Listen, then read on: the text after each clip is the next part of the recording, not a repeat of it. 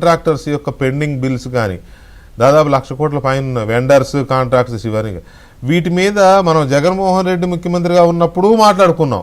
వాళ్ళకి ఇవ్వాల్సిన బిల్స్ ఇవ్వట్లేదు, కాంట్రాక్టర్ల సూసైడ్లు కూడా జరిగినాయి అప్పుడు.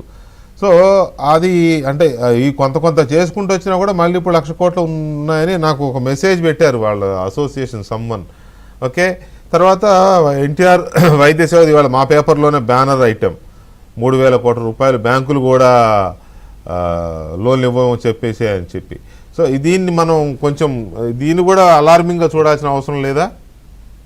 చాలా అలార్మింగ్ చూడాలండి. ఎందుకంటే హాస్పిటల్ సార్, నాకు తెలిసినటువంటి ఒక డాక్టర్ గతంలో మీ డిబేట్లో నేను తెలంగాణలో వచ్చిన సందర్భం కూడా చెప్పాను. నేను తెలంగాణలో మీరు డిబేట్ పెట్టారు, హాస్పిటల్స్ బంద్ చేసి. ఇప్పుడు సార్ హాస్పిటల్స్ వాళ్ళు ఎక్కడి నుంచి తీసుకున్నారు సార్ 10 కోట్లు 15 కోట్లు ఒక హాస్పిటల్కు బిల్స్ పెండింగ్ ఉంటే వాళ్ళు ఎక్కడో అప్పు తీసుకుని వచ్చి పెట్టినారు. వాళ్ళు దివాళా తీసేటువంటి పరిస్థితి. మనం కావాల్సింటే మన హాస్పిటల్స్ను మీరు ఇన్ఫ్రాస్ట్రక్చర్ ఉంది, ఎఫిషియెంట్ డాక్టర్స్ ఉన్నారు, దాన్ని కొంచెం మెరుగు చేసుకొని ఎక్కువ మంది టర్న్అవుట్ మన హాస్పిటల్స్ చేసుకునేటట్టు ఎంకరేజ్ చేయొచ్చు. ఏవైతే మనం ప్రామిస్ చేసినామో ఆ జబ్బులకు సంబంధించి ఇవ్వాలి కదా, పేమెంట్స్ ఇవ్వాలా. అవసరమైతే గ్యారెంటీ ఇవ్వండి. ఎన్టీఆర్ వైద్య సేవలకు దానికి ఆస్తులు లేవు ఆ కార్పొరేషన్కి అన్నారు. గ్యారెంటీ, కౌంటర్ గ్యారెంటీ గవర్నమెంట్ ఇస్తే బ్యాంకులు ఇస్తాయి. ఆ రకంగా ఆ సమస్య హాస్పిటల్స్ విత్డ్రా అవుతున్నారు సార్. మాకొద్దు బాబు ఈ స్కీమ్ అనేసి విత్డ్రా అవుతున్నారు. అది మంచిది కాదు కదా. అది మనం ఏదైతే ఒక మంచి ఉద్దేశం స్టార్ట్ చేశామో అది నిలబెట్టుకోవాలి. కాబట్టి ఆ పద్ధతిలో ప్రభుత్వం కౌంటర్ గ్యారెంటీ ఇచ్చే అదొకటి. అందులో ఇంకొక పాయింట్ ఏంటంటే 600 కోట్ల రూపాయలు జగన్ క్యారీ ఫార్వర్డ్ బకాయి అని చెప్తున్నారు. 2,400 కోట్లు ఈ గవర్నమెంట్లోయే కదా. ఒకటి 600 కోట్లు జగన్మోహన్ రెడ్డి గవర్నమెంట్దేనా? మనం చాలా సందర్భాల్లో చెబుతాం government is a continuous process అని. జగన్ ఇంకొకరా అనేది కాదు, అది గవర్నమెంట్ ఇవ్వాల్సిందే కదా వాళ్ళకి. ఏ గవర్నమెంట్ కానీ సార్ వాళ్ళు వైద్యం చేస్తున్నారు అంతే కదా. మీరు అంగీకరించినటువంటి రేట్ల ప్రకారం కదా బిల్స్. మనం జగన్ పేరు చెప్పి ఇది చేసుకోలేం, తప్పుకోలేం కదా. అది కరెక్ట్ కాదండి, అది కరెక్ట్ కాదు.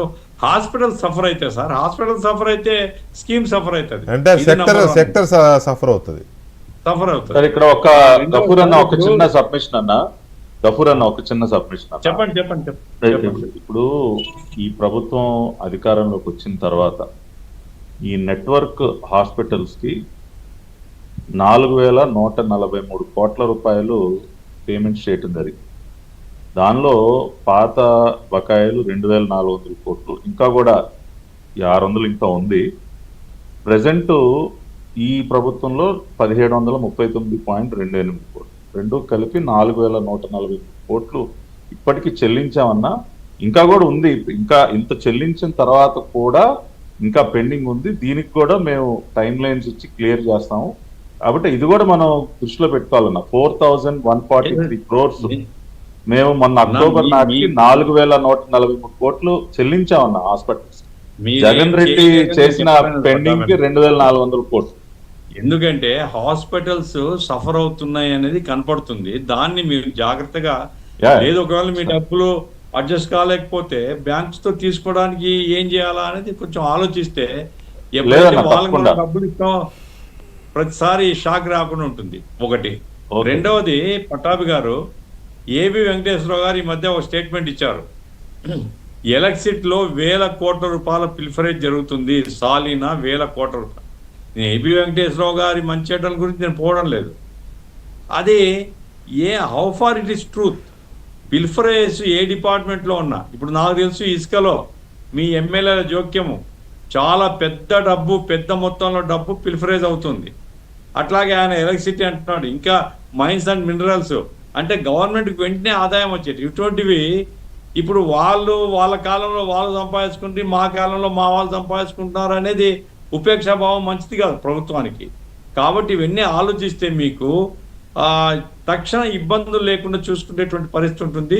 మీరు దయచేసి సెంటర్ మీద కనుక ఒత్తిడి తీసుకొని వస్తే కొంత డబ్బైనా మీకు రిలీఫ్ అయ్యా, బడ్జెట్ లోతు మేము చాలా ఇబ్బందుల్లో ఉన్నాము అనేటువంటి పద్ధతిలో కనుక సెంట్రల్ దగ్గర డబ్బులు సార్ అనుకుంటే ఏ దానికైనా అడ్జస్ట్ చేస్తారు. అంత డబ్బులు ఉన్నాయి, అన్అకౌంటబుల్ వాళ్ళు, ఎవరికి జవాబుదారితనం లేదు.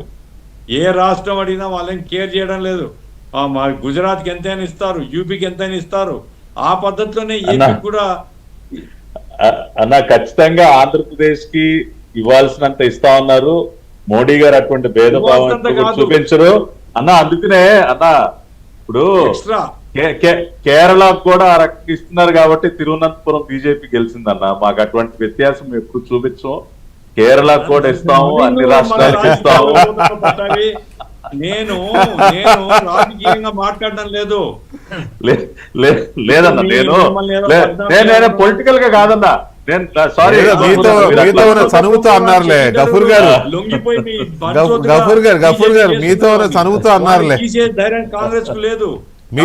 మీతో ఉన్న చనువుతో అన్నారులే. నేను చెప్పేది ఏమిటంటే ఇప్పుడు ఏబి వెంకటేశ్వరరావు గారి స్టేట్మెంట్ ఎలక్ట్రిసిటీకి సంబంధించి, ఇసుకకు సంబంధించి నేను ఎన్నైనా చెప్పగలుగుతా. ఎమ్మెల్యేలు ఏ రకంగా వ్యాపారాలు అదైతే నిజమే.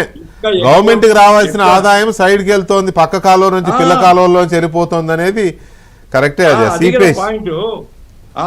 ఆ రకంగా పిల్ఫరేజ్ ఏమేమి ఉన్నాయి. ఇప్పుడు అన్న పట్టాభి గారు, ఇప్పుడు రియల్ ఎస్టేట్ పండుకునేదన్న, రియల్ ఎస్టేట్ రాష్ట్ర వ్యాప్తంగా పండుకునేది అధ్యయనం చేయాలా మీరు. చాలా మైనస్ అది గవర్నమెంట్ కి. ఆదాయం తగ్గిపోయింది. ఎందుకు తగ్గిపోయింది, ఏమిటి అధ్యయనం చేయించండి. ఆ రకంగా ఏంటంటే ఆదాయాన్ని తక్షణం పెంచుకోవడానికి మీరు పరిశ్రమలు పెట్టి ఆదాయం రావడం ఒక పాయింట్, అది ఇంకా 3-4 years పడుతుంది. ఈలోగా పిల్ఫరే సరికట్టి ఇంబ్యాలెన్స్ ను బ్యాలెన్స్ చేసుకుంటే మీకు గౌరవం నిలబడుతుంది.